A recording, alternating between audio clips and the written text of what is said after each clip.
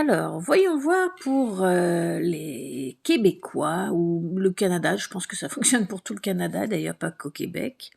Si jamais quand vous avez fait un virement, un e-transfert, vous avez oublié de donner votre identifiant, qui est relié à votre crypto.com, eh bien, ils ne sauront pas où mettre votre argent, donc du coup cet argent va rester en suspens, dans un compte temporaire, il ne sera pas crédité à votre compte et il sera ensuite retransféré à l'envoyeur, donc il vous sera renvoyé, mais ça peut prendre 1 à 2 mois avant qu'il vous soit renvoyé. Donc pour éviter d'immobiliser de l'argent pour rien, un oubli, ça arrive à tout le monde. Je vais vous montrer comment débloquer la situation. Tout d'abord, vous allez vous connecter à crypto.com sur votre application.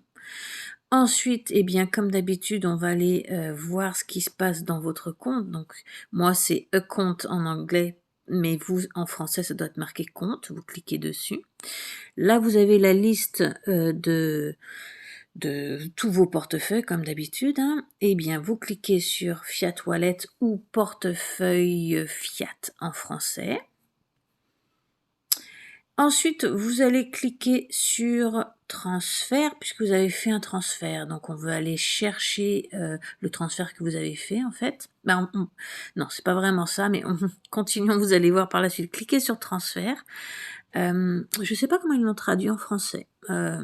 Sûrement transférer. Ensuite, eh bien, c'est deposit ou dépôt en français.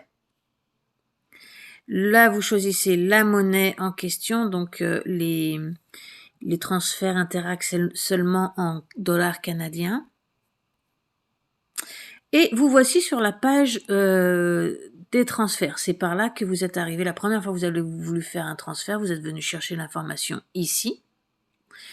Et en fait, vous voyez sur cette page, ici, il y a un identification number. Je l'ai déjà expliqué dans une autre vidéo. Je vous laisse la regarder pour comment envoyer de l'argent sur crypto.com.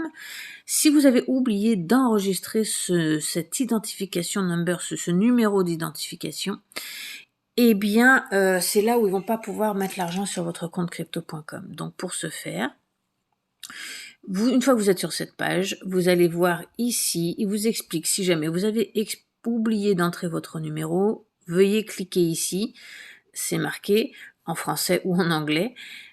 C'est ce que vous allez faire, vous allez cliquer dessus.